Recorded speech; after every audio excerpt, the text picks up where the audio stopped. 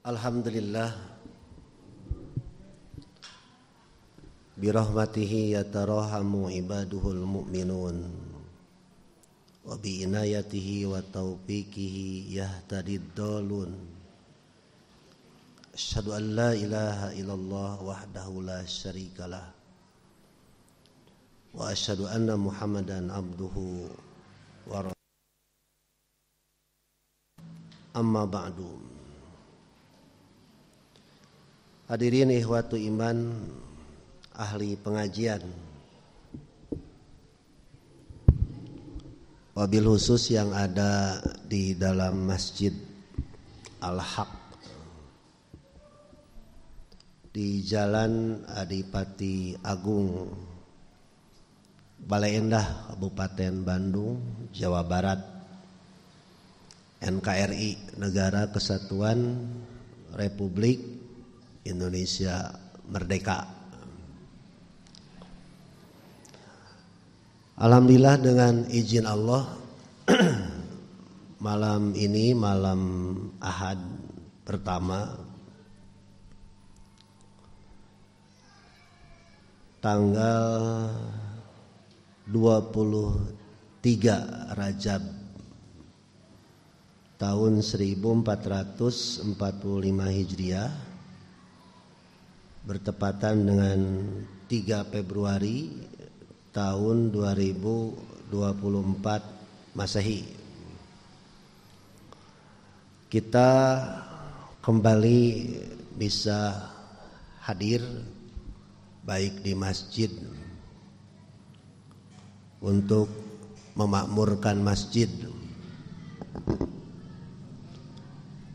dengan salat berjamaah dan juga dengan kegiatan pembinaan iman. Setelah tadi kita bekerja, ada yang dagang, ada yang bercocok tanam, berkebun, bertani, ada juga yang bekerja sebagai karyawan, ada juga yang sekolah, dan ada juga yang membawa masalah, ya. Karena hidup harus banyak masalah. Masalah kehidupan, contoh masalah pengangguran.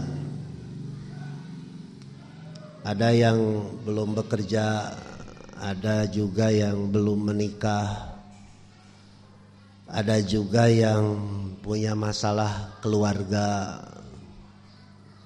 Ini yang paling berat, urusan keluarga, ya. Urusan anak, istri atau suami.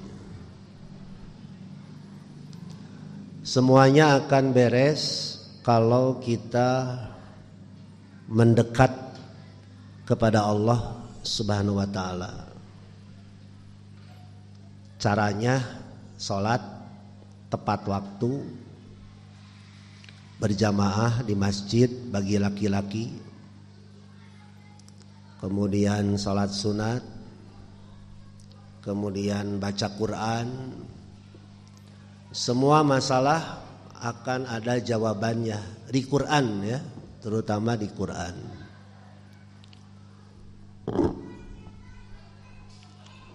Dan berbahagialah serta bersyukurlah kalau malam ini kita diberikan hidayah oleh Allah Subhanahu wa ta'ala. Sebab tidak semua orang diberi hidayah.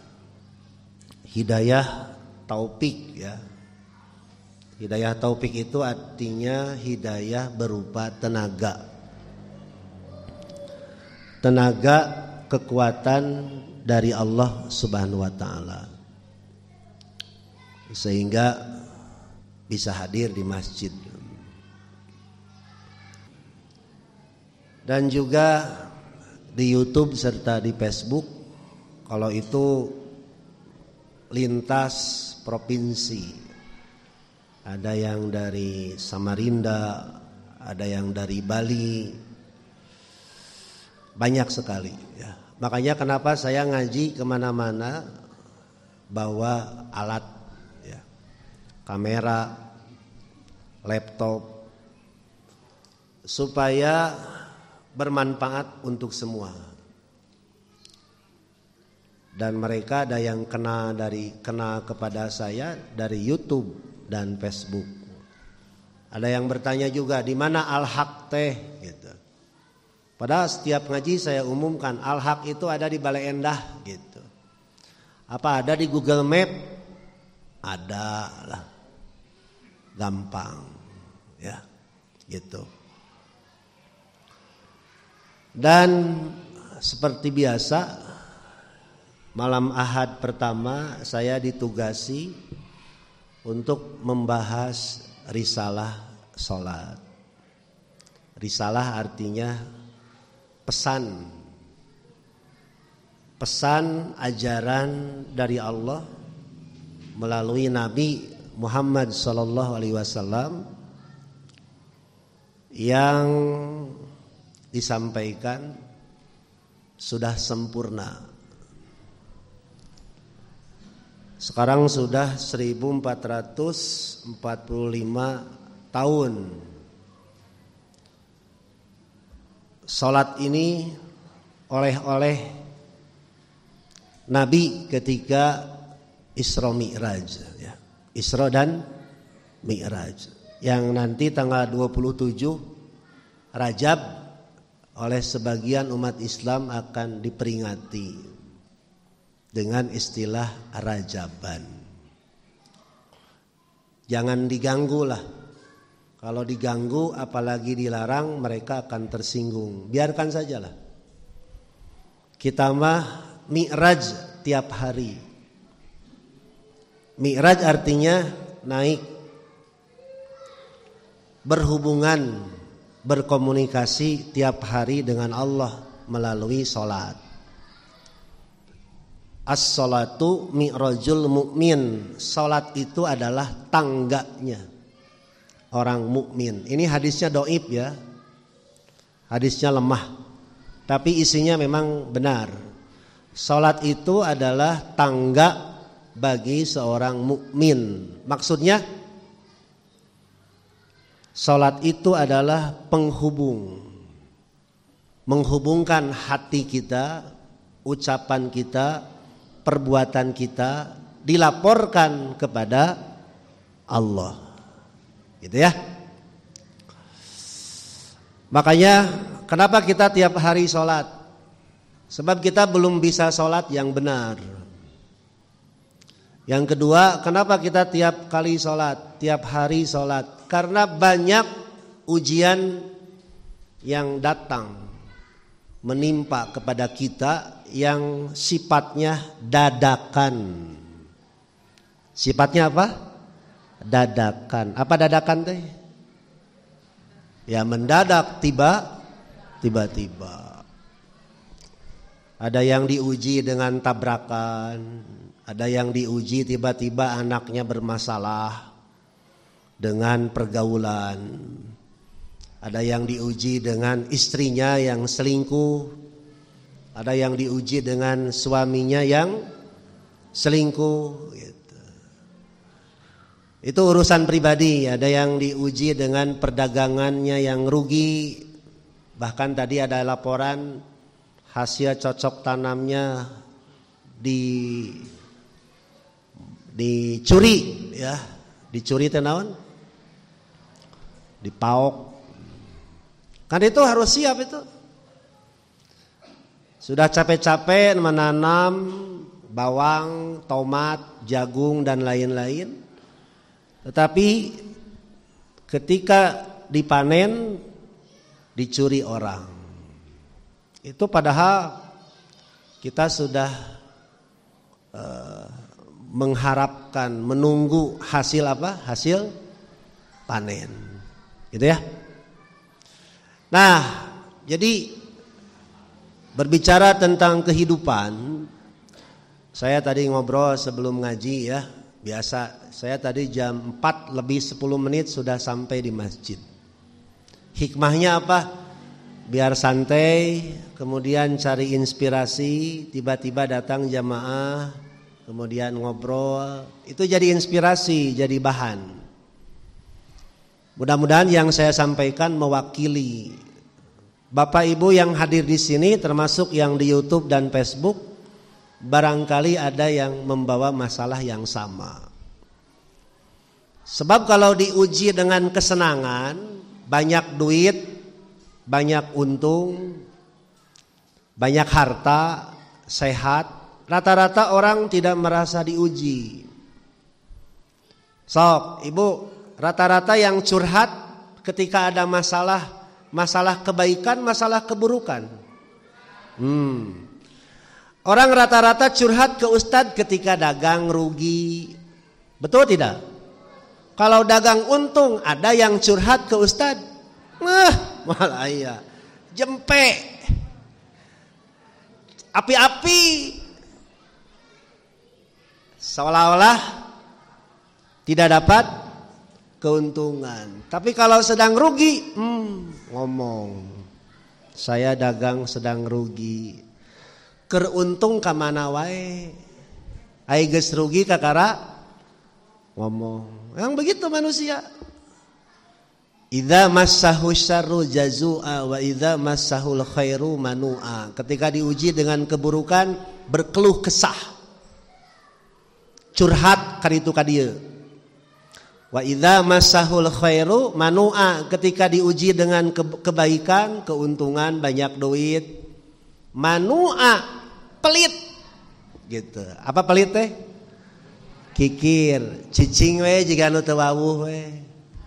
Giliran susah kakara curhat. Begitu emang. Nah, semua yang kita hadapi, terutama yang sifatnya dadakan, harus siap ya, harus siap. Tidak ada masalah, pasti ada jalan keluar. Sampai ada jamaah saya yang ngomong, Ustadz saya belum diuji dengan kesusahan. Kata saya, tunggu aja. Ya, ada jamaah saya yang jujur, Ustadz saya belum diuji dengan kesusahan, tungguan, nanti giliran, gitu. Betul Bu? Ada yang merasa belum diuji dengan kesusahan. Sebab makan enak, duit banyak, istri kalau sakit tinggal ke rumah sakit, tidak perlu BPJS, tidak perlu ngantri. Beda dengan orang miskin, kalau mau sakit harus pakai BPJS. Kalau pakai BPJS mau sembuh, mau 3, batasnya 3 hari harus pulang. Belum obatnya ngantri. Kalau mau operasi ngantri. Orang kaya gak pernah ngantri, gak pernah pakai BPJS. Ketika dirawat ruangannya pun ruangan VIP. Tahu VIP Ibu? Ruang VIP itu ruang istimewa lah, khusus pribadi. Ada kasur, ada TV, ada sofa, ada kamar mandi. Wah pokoknya enak gitu. Tapi ada yang betah di rumah sakit meskipun di VIP ada? Tidak ada. Nah sekali lagi, kita harus siap diuji.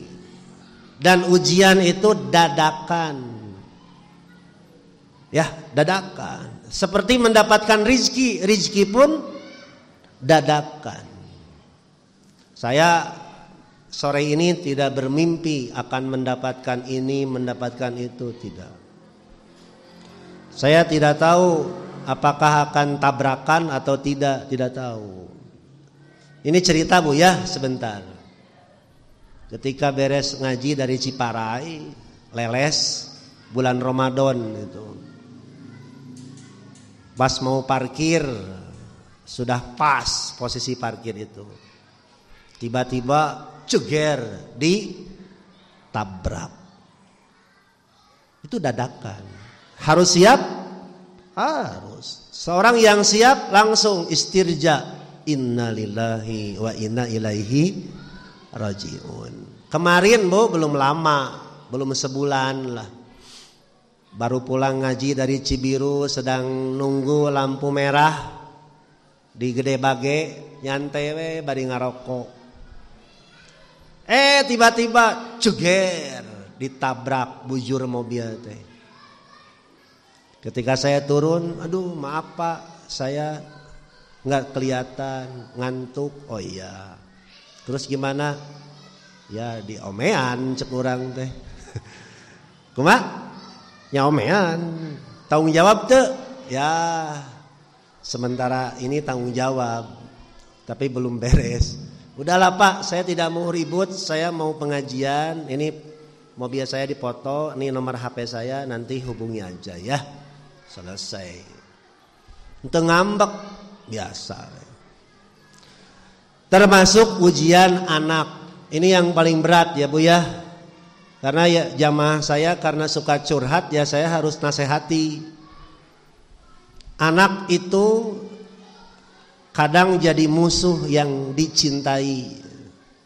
Ibu senang sayang kepada anak? Oh sayang. Tapi kadang-kadang jadi musuh. Apa musuhnya?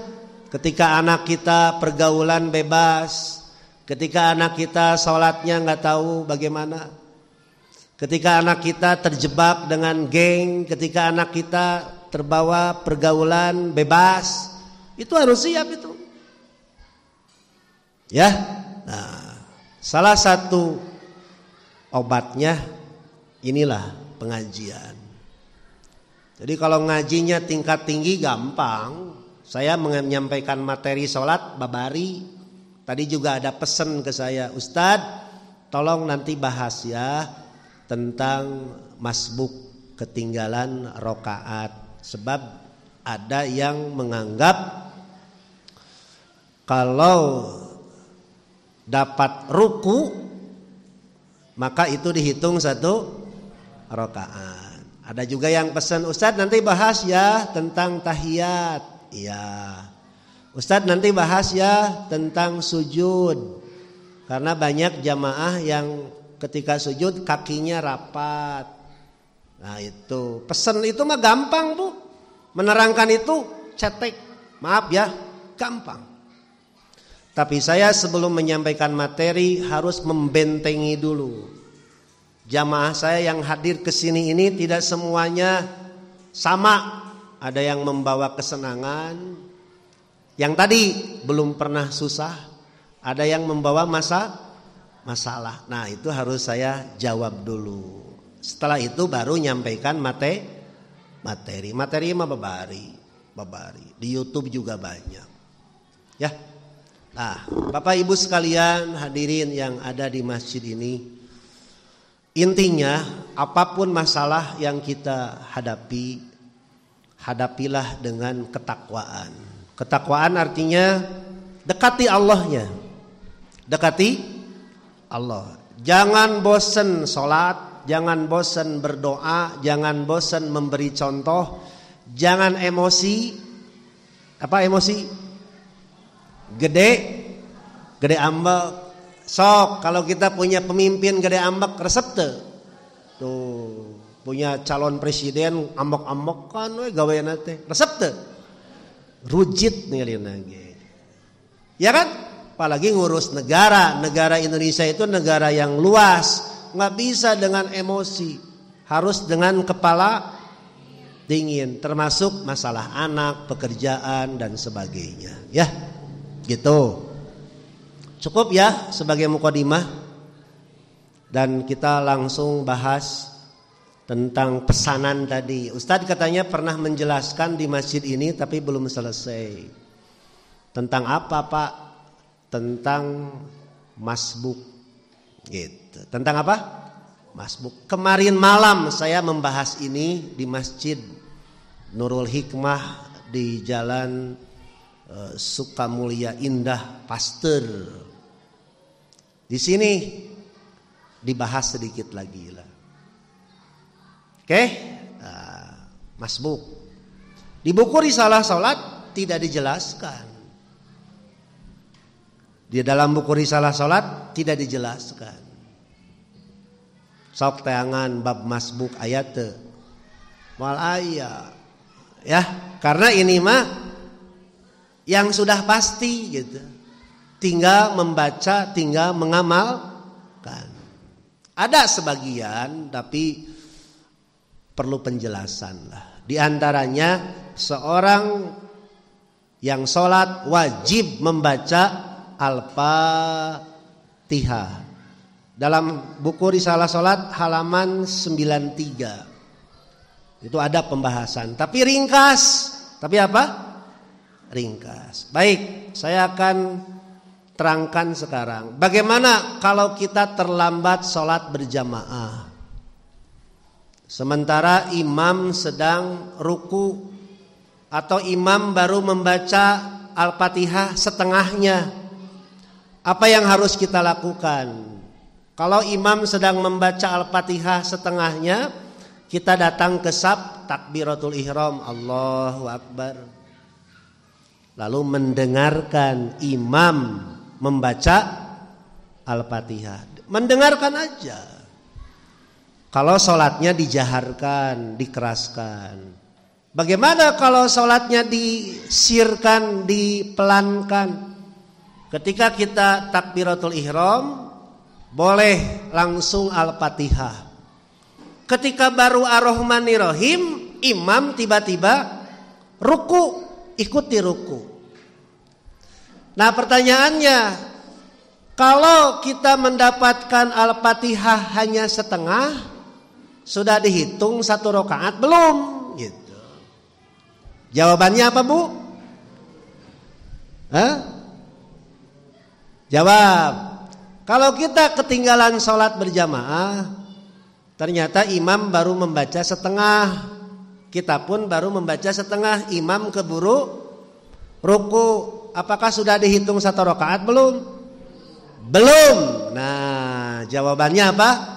Belum. Berarti dia harus menambah. Pertanyaannya, apa dalilnya? Kan gitu. Pertanyaannya apa? Apa dalilnya? Oke, kalau kemarin saya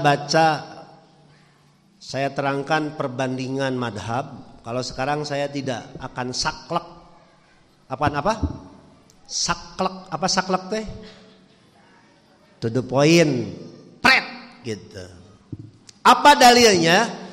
Seseorang yang ketinggalan Al-Fatihah tidak dihitung 1 rakaat.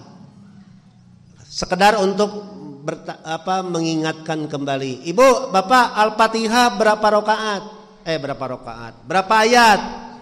7. Kalau 7 kurang 1, 6. Sempurna tidak? Tidak. 1000 kurang 100, 1000 bukan?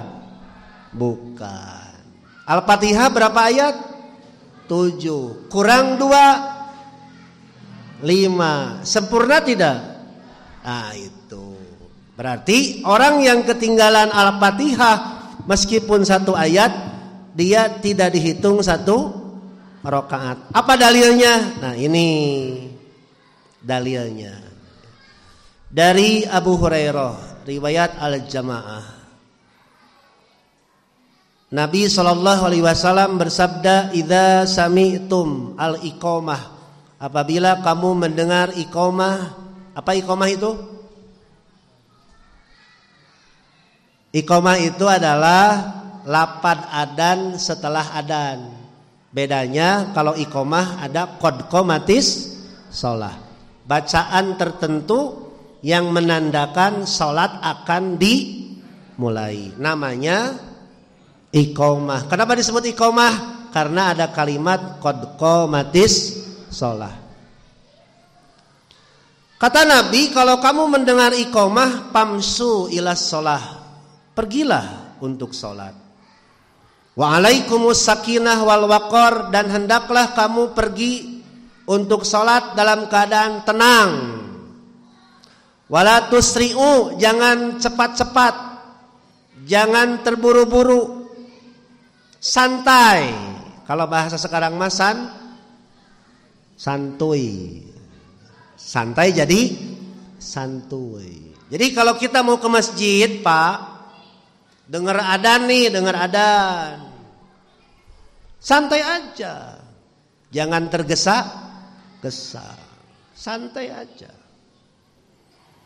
Kemudian pama adroktum fasallu. Ketika sampai ke masjid, apa yang kamu dapatkan? Salatlah.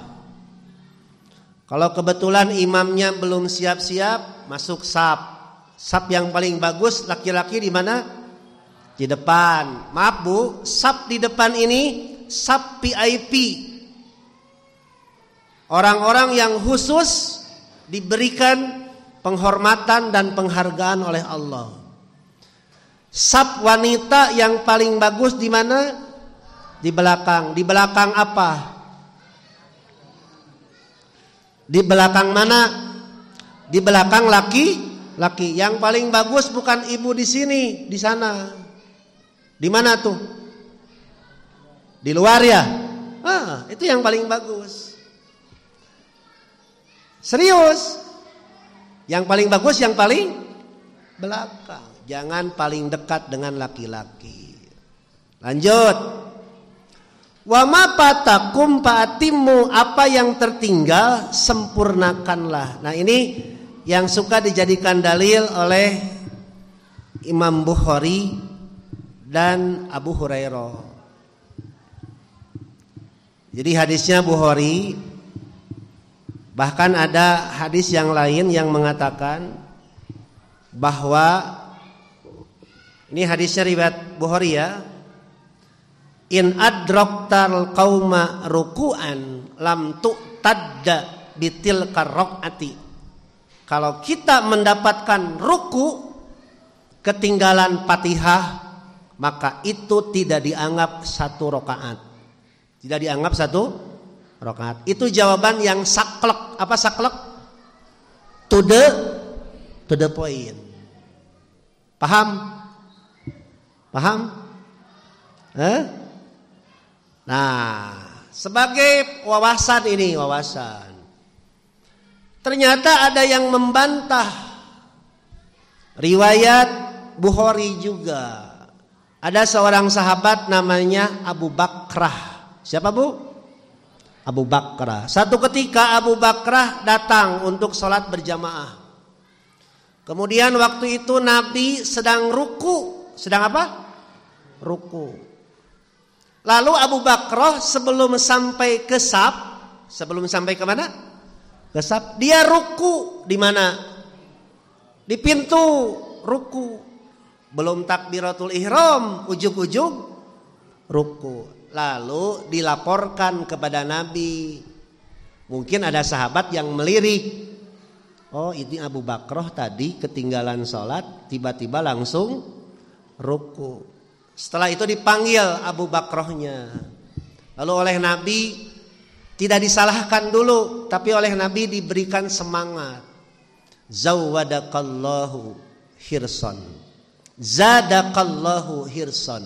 Semoga Allah memberikan semangat agar kamu bisa sholat berjamaah tidak terlambat, tidak kesiangan. Ini penghargaan dulu ya. Tetapi kata Rasulullah, wala tu'id, sikap kamu yang tadi jangan diulangi. Catat. Semoga Allah memberikan semangat kepada kamu, tapi sikap yang tadi jangan diulangi. Sikap yang mana? Ruku sebelum datang ke saf. Salah benar. Sekali lagi. Abu Bakrah sebelum sampai ke saf dia sudah ruku. Salah benar. Salah. Apa dalilnya? Kata Nabi jangan diulangi. Berarti salah. Kartos. Oke. Nah, kemudian dalil yang kedua, riwayat Abu Daud. Man adrokar ruku'a faqad adrokar rok'ata. Barang siapa yang mendapatkan ruku imam, maka dia sudah mendapatkan satu rakaat. Hadisnya dhaif. Ngarasa klek ieu nya. To the point. Hadisnya dhaif. Kedua, tidak ada dalam riwayat Abu Daud matan isi hadis seperti itu. Ternyata setelah diselidiki hadis itu dhaif, man adroka ruku'an faqad adroka rakaata. Itu ternyata ada rawi yang bernama Yahya bin Abi Sulaiman Al-Madani. Menurut Imam Al-Bukhari, dia itu munkarul hadis. Dalam kitab rawi namanya Mizanul I'tidal. Oke? Apa munkarul hadis? Kalau Imam Bukhari mengatakan rawi itu munkar hadis, maksudnya hadisnya ditolak. Hadisnya apa? Ditolak. Oke, lanjut ya. Nah, jadi Bapak Ibu sekalian, kalau nanti terlambat sholat berjamaah, kebetulan imam sudah baru baca Bismillahirrahmanirrahim, kita pas datang Allahu Akbar, baru kedapatan alhamdulillah sampai walad dolin. Ketinggalan berapa ayat? 1 ayat. Berarti harus nambah? Harus. Caranya beres imam salam ke kanan dan ke kiri, kita berdiri lalu takbir untuk menambah 1 rakaat. Paham? Gitu. Ternyata hadis yang mengatakan kalau kita terlambat sholat berjamaah dan hanya mendapatkan 1 ruku saja, itu hadisnya dhaif alias lemah. Oke, gitu. Sudah ya, terjawab. Nah, jadi ada jamaah al-haq yang teliti, cermat. Saya menyampaikan materi ini mungkin yang kedua atau ketiga kali. Cuma kata beliau, Ustadz kurang saklek katanya. Masih ngambang. Baru yang tertangkapnya itu 7 kurang 1 berapa? 6. Kurang tidak? Kurang. Saya baru menerangkan itu katanya. Belum saklek. Oh, sekarang saya saklekkan. Apa itu saklek? To the point. Jadi siapa yang ketinggalan Al-Fatihah meskipun 1 ayat, dia harus menambah rakaat. Paham? Oke. Nah, ini pertanyaan kedua. Ini mah bisa dibuka di dalam buku Risalah Salat. Pertanyaan keduanya, saya minum dulu Bu ya. Udah capek. Ada minum? Sok minum. Berapa menit lagi Pak Isa? Masih lama, santai ya, santai.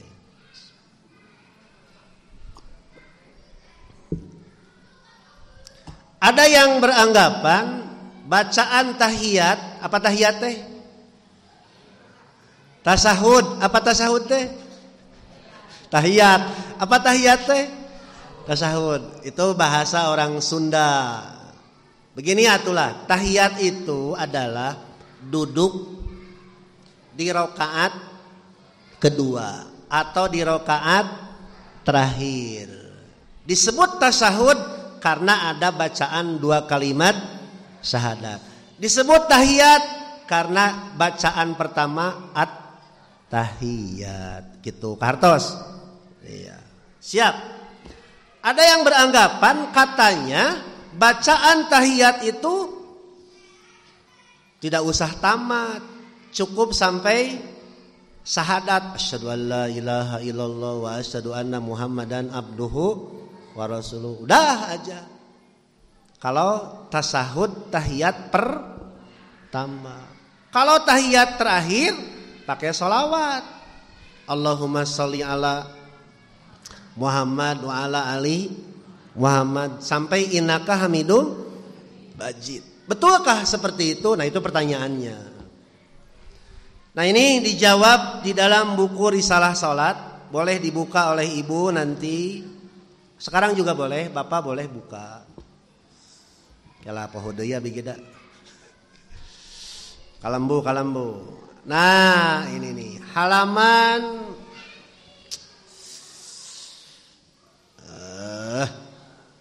halaman 113. Halaman berapa? 113. Yang ada bukunya dibuka. Yang tidak ada buku ditalar. Yang tidak ada buku apa? Ditalar. Nanti terakhir ya, tentang posisi kaki ketika sujud. Nah ini rame. Sebab jamaah saya yang kemarin malam bertanya, ngomongna AA ke Ustadz Ansor teh sudah akrab, menganggap saudara. Betulkah seperti ini? Di dalam gambar disebutkan kalau sedang sujud tumit harus rapat. Harus apa? Rapat. Jadi si sampean teh kitu tabu. Paham?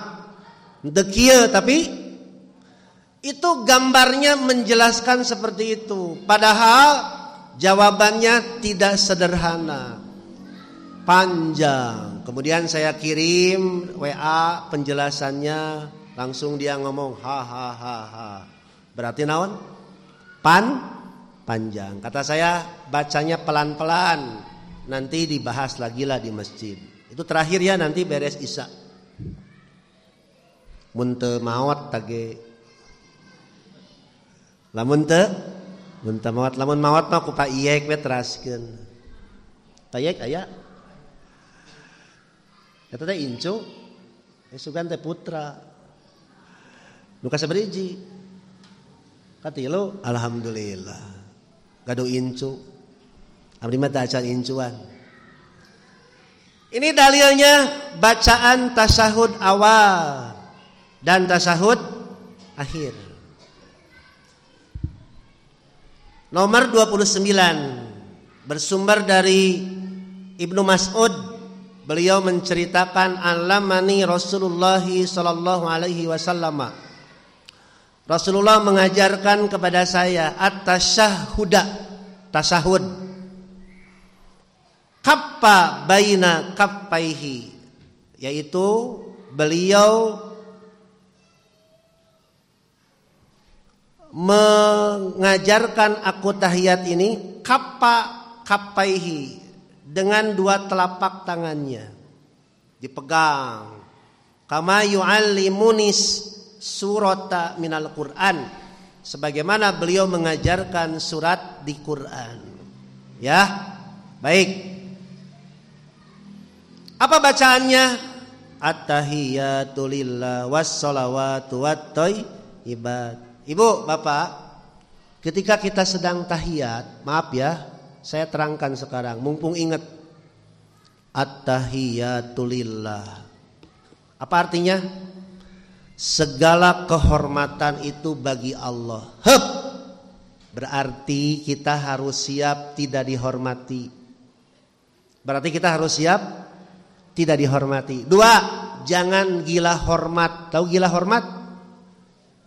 Wah, kalau tidak dihormat, tidak dipuji, tidak semangat. Tapi kalau dihormat, semangat. Kehormatan itu semuanya milik Allah. Paham? Oke. Yang kedua, was-shalawatu wat-thayyibat. Sholawat dan kebaikan itu milik Allah. Apa maksudnya?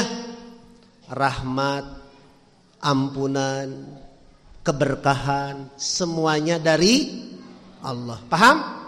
Nah. Terus wassalawatu wattayyibat. Assalamu alayka ayyuhan nabiyyu wa rahmatullahi wa barakatuh. Apa artinya?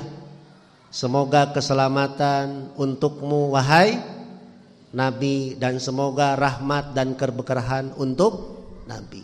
Terus assalamu alayna wa ala ibadillahis sholihin. Semoga keselamatan untuk kami dan untuk hamba-hamba Allah yang soleh. Maksudnya apa? Kita mendoakan diri kita pribadi dan mendoakan orang lain.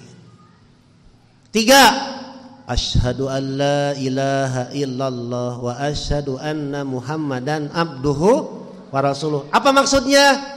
Hidup kita tidak boleh musyrik, tidak boleh riya, ingin dilihat orang, tidak boleh sum'ah, ingin didengar orang, tidak boleh takabur. Apa takabur?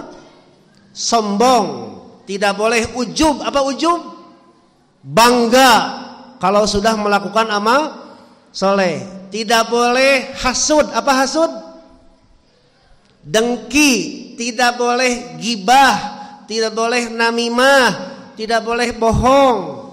Terakhir, tidak boleh bid'ah. Tidak boleh apa? Bid'ah. Itu 2 kalimat syahadat.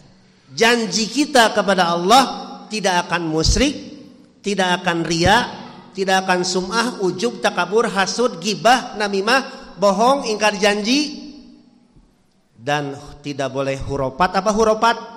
Agama berdasarkan dongeng. Tidak boleh tahayul. Agama hanya hayalan.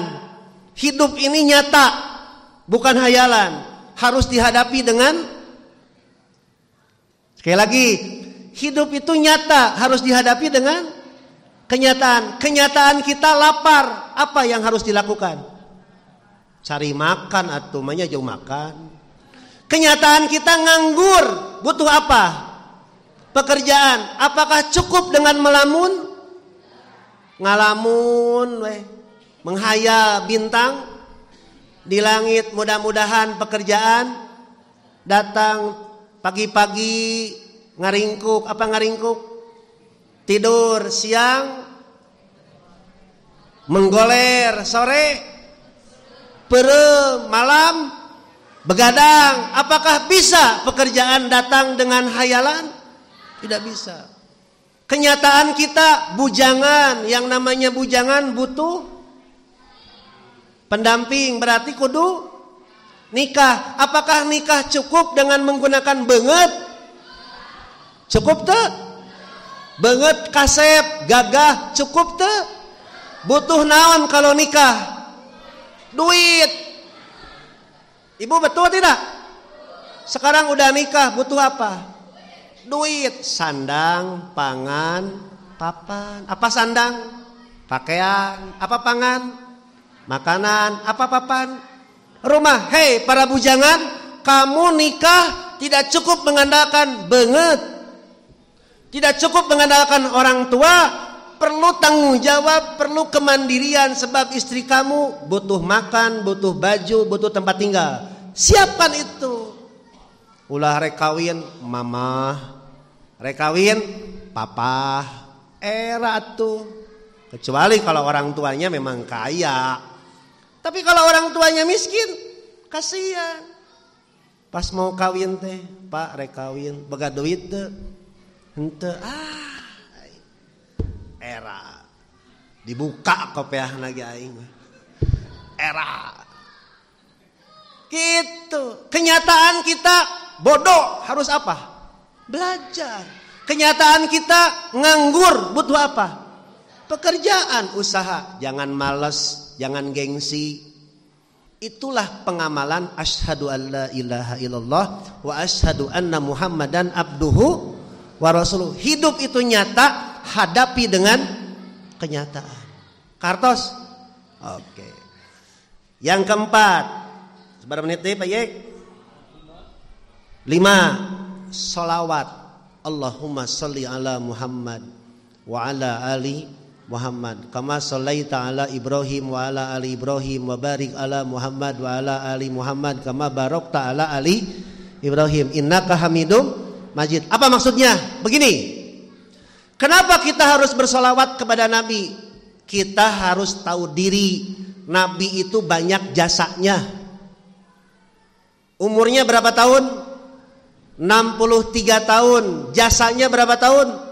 Sudah 1445 tahun. Berarti salawat itu mengajarkan kita jangan lupa jasa guru yang mengajarkan kita, jasa orang tua yang melahirkan, memberikan pekerjaan, menyekolahkan, memberikan juga jodoh, jasa paraji. Tahu paraji?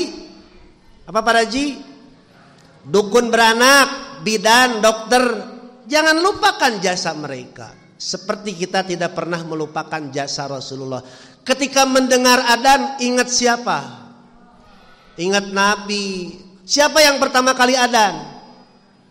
Bilal. Ketika kita sekarang mendengar adzan, ingat siapa?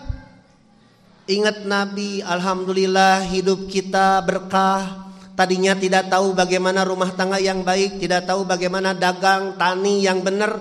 Berkat adanya Rasulullah, ajaran Nabi, ajaran Allah, kita bisa hidup tenang. Itulah makna dari sholawat. Kita harus ingat jasa orang lain. Ternyata itulah bacaan tasahud, baik tasahud awal atau tasahud akhir. Sepanjang yang saya tahu, saya belum menemukan dalil sholawatnya Allahumma sholli ala Muhammad geus. Atau kalau tasahud pertama, asyhadu an la ilaha illallah wa asyhadu anna Muhammadan abduhu wa rasuluh. Sudah saja, tidak. Tapi tasahud awal dan tasahud akhir sama. Bedanya dalam tasahud akhir ada tambahan doa. Apa doanya? Allahumma inni a'udzubika min adzabi jahannam wa min adzabil qabri wa min fitnatil mahya wal mamat wa min fitnatil masihid dajjal. Cung yang hafal. Cung yang hafal. Cara licing euy. Curiga ya. Boa-boa. Pertanyaannya, kenapa tahiyat akhir ditambah doa Allahumma inni a'udzubika min adzabi jahannam? Nanti tunggu jawabannya setelah salat Isya.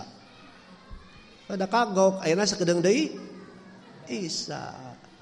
Ulah keur ngeunah-ngeunah nerangkeun tet kan teu ngeunah. Leres teu? Tunggu jawabannya setelah salat Isya. Baik. Tadi pertanyaan yang belum terjawab itu, kenapa tahiyat akhir ada tambahan doa? Sebelum ke pembahasan yang lain. Begini Bu, ini mumpung ingat, sok sambil minum boleh, sambil makan boleh. Kenapa beres tahiyat ada doa tambahan? Ketika berdoanya sambil menggerak-gerakkan tangan, at-tahiyatu lillah, itu digerak-gerakkan. Kalau bisa pandangan kita ke sini ya. Kemana? Telunjuk. Jadi dalam hadisnya la yujawiju isyaratahu basaruhu. Pandangan Nabi tidak melewati telunjuk. Berarti pandangannya kemana? Jangan merem. Tahu merem? Jangan perem. Begini, at-tahiyatu lillah wassalawatu wathayyibat. Antara gerakan dan bibir seiring seirama. Jangan begini. Tahiyatu lillah wassalawatu lagi itu atuh. Lihat tuh. At-tahiyatu lillah wassalawatu wathayyibat. Gitu.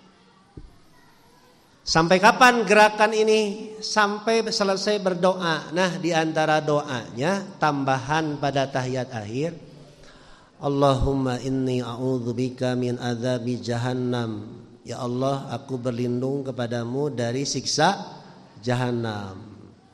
Wa min adzabil qabri, dari siksa kubur. Wa min fitnatil mahya, dari ujian hidup. Wal mamat, dan ujian kematian. Wa min fitnatil masihid dajjal, dari fitnah al-masih ad-dajjal. Satu dulu ya, ada dua lagi tambahan doanya. Beres sholat, kita akan berhadapan dengan fitnah. Fitnah itu adalah ujian, godaan, tantangan, rintangan. Itu namanya apa? Fitnah. Kenapa diuji? Kenapa hidup ini ujian? Biar kita kelihatan keimanan kita itu asli atau palsu. Harus diuji. Ibu percaya kepada Allah? Yakin Allah ada? Yakin Allah akan menolong? Yakin Allah akan memberikan jalan keluar? Siap dengan masalah. Siap dengan masalah. Hidup ini sekali lagi nyata, harus dihadapi dengan kenyataan.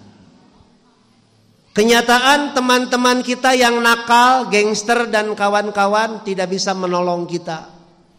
Mereka hanya mau ikut main ketika senang-senang, keroyokan, ngumpul, ngopi bareng. Ketika ada masalah, teman kita mau membantu? Tidak, itu nyata. Tetap aja kalau ada masalah, siapa yang akan menolong? Allah. Melalui siapa? Orang tua, guru. Itu yang akan menentukan. Teman kamu yang nakal, hey, para yang suka nongkrong, tidak bisa membantu. Siapa yang akan membantu? Orang tua lagi, orang tua lagi. Orang tua kita sudah memikirkan anaknya. 1, sekolahnya. 2, kerjanya. 3, jodohnya. 4, tempat tinggalnya. Itu sudah ada dalam pikiran orang tua. Ingat tuh, teman kita ada yang memperhatikan kita. Ingat tuh, ingat. Semiskin-miskinnya orang tua pasti memperhatikan anaknya. Apalagi orang tuanya yang kaya.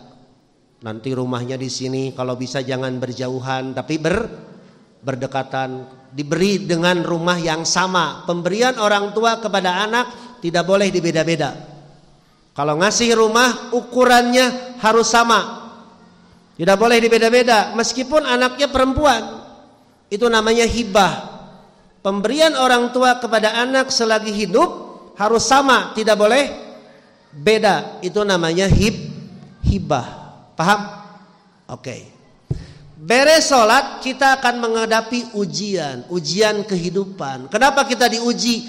Biar kita, iman kita ini benar apa tidak. Ibu percaya Allah? Yakin ada? Yakin menolong? Siap dengan masalah? Siap. Dan punten-punten orang-orang sukses sekarang, katakan Pasab Kumar dan keluarga. Saya ngobrol dengan beliau, saya ceritakan lagi untuk kesekian kalinya. Ternyata beliau hidupnya ripuh. Apa ripuh? Susah. Dia ngampas, dia menawarkan chat, dia jadi agen dulu teh botol. Maaf ya Pak Haji, saya ceritakan sedikit. Dari gang ke gang, dari rumah ke rumah. Anak berapa? Anak berapa? 9. Istri berapa? 1. Sampai sekarang 1. Tidak ada internet, tidak ada Google Map. Susah. Sekarang tinggal duduk manis, ngitung duit gaweana teh. Orang lain ripuh, ieu mah kieu we. Ya. Saya ngobrol dengan orang-orang sukses, ternyata tidak instan, prosesnya panjang. Ustaz Ansor, sama ibu, sekarang dihormat, mobil ada yang ngasih, rumah ada yang ngasih, kopiah dikasih, sepatu dikasih. Ustaz teh atuh dagang henteu, tani henteu, PNS bukan, tapi mobil boga, imah boga, motor aya, tiap ngaji disuguhan, dibekelan. Ieu kanggo ustad tong diganggu sia. Keur ustad. Ieu boga pais. Pais naon? Pais naon we? Montong sia. Bapana salakina rek ngasaan ge, ulah eta mah keur Ustad Ansor. Ayeuna kitu sote, baheula mah deripuh deuleu, make deuleu.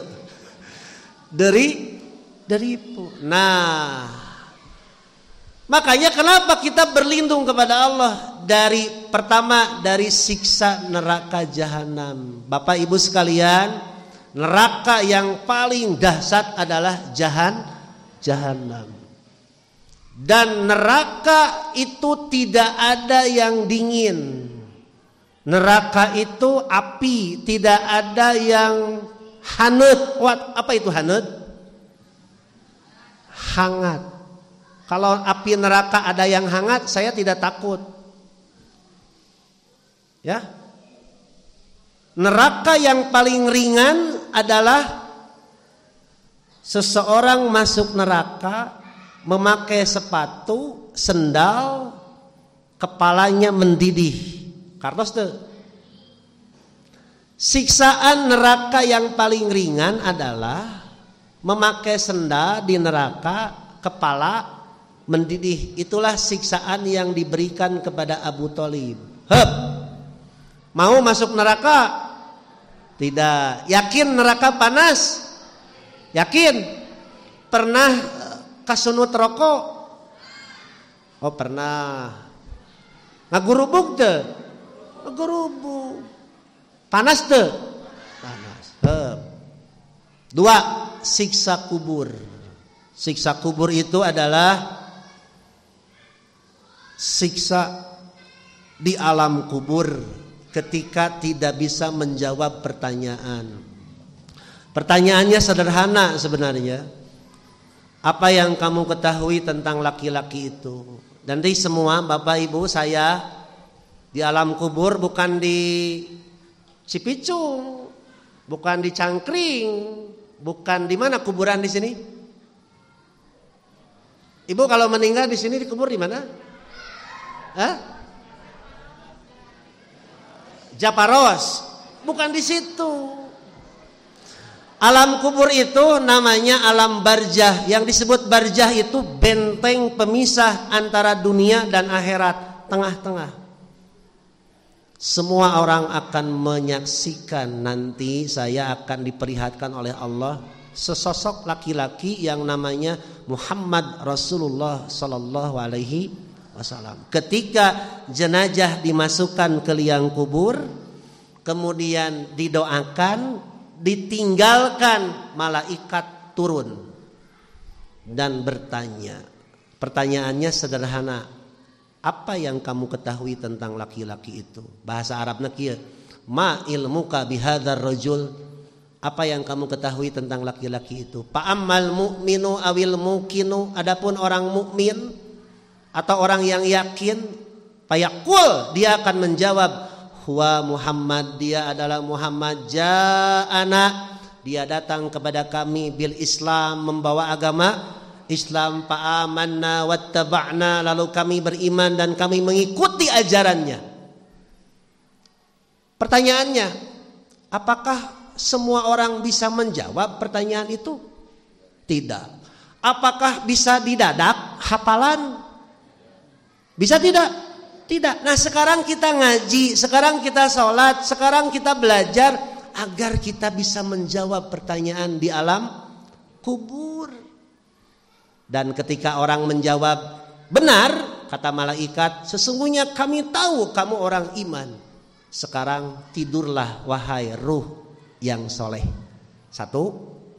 Wa ammal munafiqu awil murtabu, adapun orang munafik atau orang yang ragu-ragu, payakul, dia akan menjawab, la adri, saya tidak tahu siapa laki-laki itu. Konon katanya Muhammad, saya pun ikut-ikutan aja, tapi tidak yakin. Apa yang terjadi? Lalu dia akan dihimpit, kemudian dia akan dipukul, kemudian dia akan diperlihatkan tempatnya di neraka. Ketika itu orang yang tidak bisa menjawab pertanyaan kubur akan menjerit. Cek orang Sunda mah ngejerit maratan langit, ngoceak maratan jagat. Mau ngerti orang Palembang mah. Ngejerit maratan langit, ngoceak maratan jagat. Artinya berteriak sekencang-kencangnya. Saking apa? Saking sakitnya. Dan saat itu semua makhluk akan mendengar kecuali 2, manusia dan jin. Manusia dan jin. Itulah siksa kubur. Baru siksa kubur, belum siksa neraka jahanam. Saya baca Tadi Bang Irman baca surat apa, Bu? Poho deui. Pak, tadi Bang Irman baca surat apa? At-Takwir. Saya ketika mendengar surat itu teringat kalimat begini. Alimat nafsum ma ahdorot. Masing-masing akan tahu apa yang pernah dia lakukan di dunia. Ya, nanti ibu bapak akan diperlihatkan catatan amalnya. Ya, akan diperlihatkan apa? Oh, dulu saya mabal. Oh, saya dulu sholat ngaji di Al-Haq. Oh, saya dulu nunutan. Apa itu nunutan? Tidur ketika ngaji, diperlihatkan oleh Allah. Oh, dulu saya pernah ini dengan itu, ada catatannya. Wa idzan nufusu zuwijat, ketika jiwa dipasangkan kembali. Kemudian wa idzal jahimu su'irat, ketika neraka dinyalakan. Ya Allah ya Rabbi. Ya. Baik. Sudah ya? Yakin ibu ada siksa neraka jahanam? Yakin api panas? Yakin. Benar? Yakin siksa kubur ada? Yakin? Siap mati? Siap tidak siap pasti? Dan mati bukan akhir dari segalanya. Itu adalah gerbang kedua menuju kehidupan yang kedua. Fitnah hidup. Fitnah hidup itu adalah fitnah tadi yang saya sampaikan. Kebaikan, keburukan, kesehatan, sakit, keuntungan, kerugian, kehilangan, kekecewaan, tabrakan, cerai. Fitnah bukan? Fitnah. Yang selanjutnya fitnah mati. Apa yang disebut dengan fitnah mati? Sakaratul maut. Apakah kita nanti akan diwafatkan oleh Allah dalam keadaan sedang berbuat amal soleh atau sebaliknya? Apakah nanti ketika sakaratul maut kita bisa mengucapkan la ilaha illallah? Itu fitnah sakaratul maut. Yang terakhir, kita setelah sholat akan menghadapi fitnah al-masih ad-dajjal. Apa itu? Al-masih artinya tidak mau diam, bergerak ke sana kemari. Apa itu dajjal? Dajjal itu adalah gangguan menjauhkan seseorang dari agama. Jauh dari masjid, jauh dari Quran, jauh dari ulama, jauh dari orang-orang soleh, jauh dari sholat berjamaah. Ketika kita mau sholat, hoream teu. Hoream. Ketika mau tahajud, hoream teu. Apa itu hoream? Ketika kita mau ke masjid, hoream teu. Hoream. Fitnah dajjal. Sekarang dajjal tidak mau diam, masuk ke HP. Film, olahraga, hiburan, gaya hidup, pakaian ada di sini. Nih, paling berat sekarang ini nih. Apa? HP. Tergantung kitanya, apakah HP-nya mau diislamkan atau tidak. Bagaimana cara mengislamkan HP? 1. Download aplikasi Quran. 2. Download aplikasi hadis. Banyak itu. YouTube-nya diislamkan, Facebook-nya diislamkan, TikTok-nya diislamkan, WA-nya diislamkan. Bisa tuh? Harus bisa.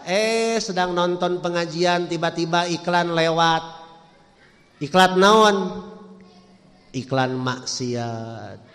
Makanya orang yang sudah buka handphone, bermain di sosial media, siap-siap istighfar. Beres buka HP istighfar. Loba naon? Loba pido saud. Leres teu Bu? Makanya sebelum salam Rasulullah menganjurkan 4 berlindung dari siksa jahanam, dari siksa kubur, dari fitnah hidup dan fitnah mati, dan dari fitnah al-masih ad-dajjal. Ibu, sulit tidak membangunkan anak? Sulit. Ibu susah tidak mengislamkan anak? Susah. Ibu susah tidak mendidik anak?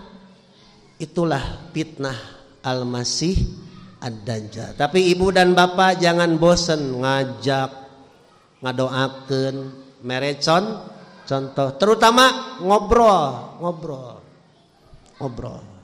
Jangan percaya begitu saja kepada anak. Di mana Jang? Lagi di Buah Batu. Pikol. Apa pikol? Video call. Mana sia? Harus begitu, Bu. Lagi di mana Jang? Lagi di sekolah. Video call. Gitu. Paralinter budak ayeuna mah ngawaduan teh. Leres teh? Berat, Ibu. Di Ciparai, di kampung, di gunung, maksiat ada? Ada. Di kota? Komo di kota mah. Dulu sugan teh kitu efek teh ya nama maksiat teh masuk ke kampung. Makanya sebelum salam berdoa dari 4. Ada lagi doanya Ustadz? Ada. Ayeuna entong. Moal ayeuna ada capek. Engke deui we bulan hareup ngarah aya bahan. Makanya aya 2 pembahasan teh engke teh. Bab sampean rapet atau renggang. Tuluy doanya. Ibu apa doa anu tadi? Allahumma inni a'udzubika min adzabi jahannam. Apa? Bisi we teh apa? Mun teu apa teh kacida. Ibu berat teh yang hareupan hirup. Berat. Tapi ngarasa hampang teu. Naon sababna? Gaduh saha? Allah. Sebentar lagi kita akan pemilu. Tanggal berapa? 14. Ujian bukan? Ujian. Sudah punya pilihan? Presidennya sudah ada.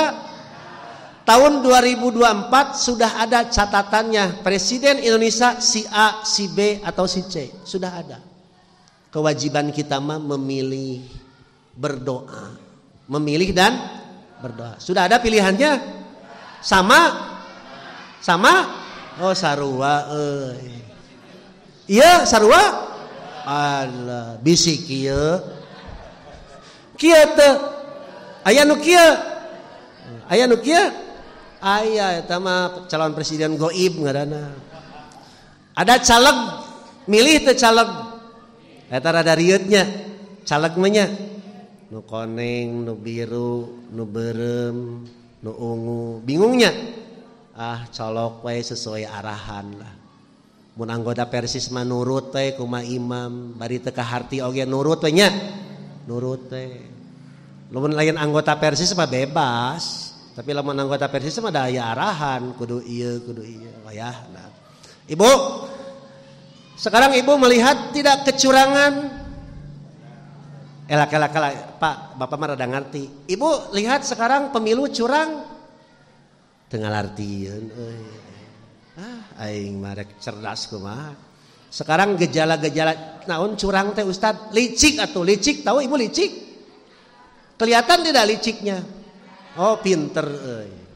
Tidak ada yang bisa mengalahkan kelicikan dan kecurangan kecuali perjuangan dan doa kepada Allah. Mudah-mudahan Indonesia 2024 diberikan presiden yang amanah, yang patonah, pinter, yang tabligh mau turun mendengarkan diskusi, mendengar, turun, kemudian sidik, jujur. Mudah-mudahan.